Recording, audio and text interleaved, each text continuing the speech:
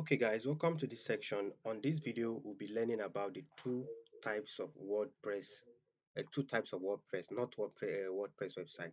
We have two types of WordPress, and it is very important that you pay attention to this.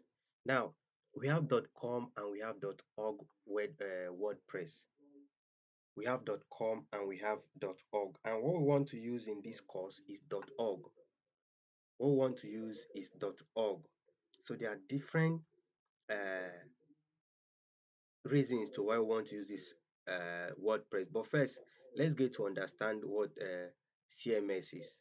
I told us initially that in designing a website, you will need coding language.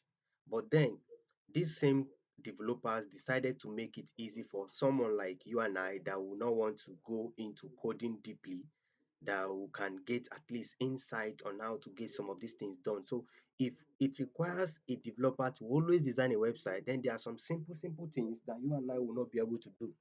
And that's what this course is going to help us on.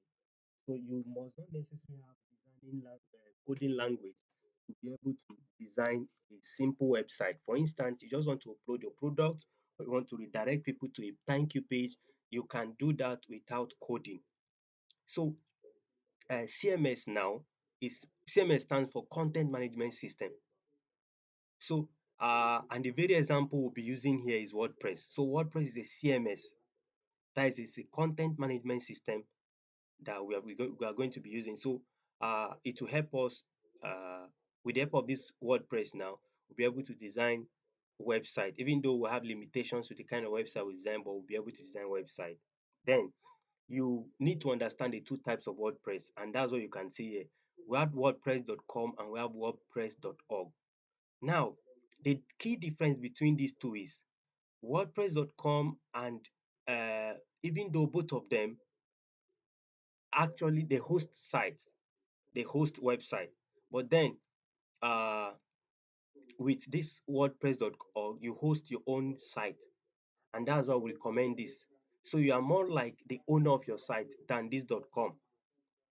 So you have to purchase a web hosting, which we'll be doing in subsequent videos, and also install the WordPress on your web hosting, so that you have a hosting, you have a domain that you get access directly to your site. We'll be discussing about hosting and domain on subsequent videos. So just pay attention to this WordPress and WordPress.org and WordPress.com.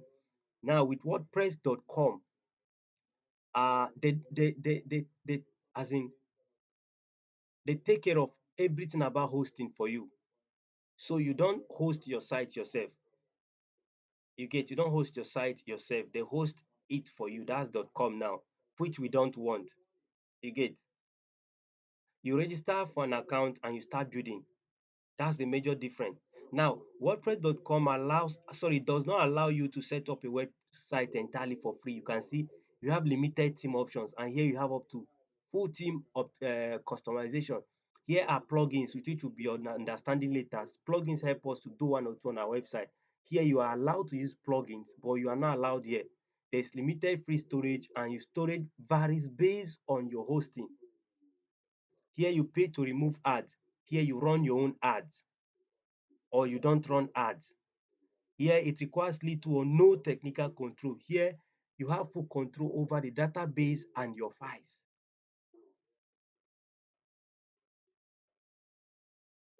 So that's one thing you need to pay attention to. And like I said, with WordPress.com, you don't need to pay for any hosting. They host it for you. But for .org, you are going to pay because you are trying to own your own site. You are trying to own your own site. So that's one thing you need to pay attention to before you jump into designing any WordPress website.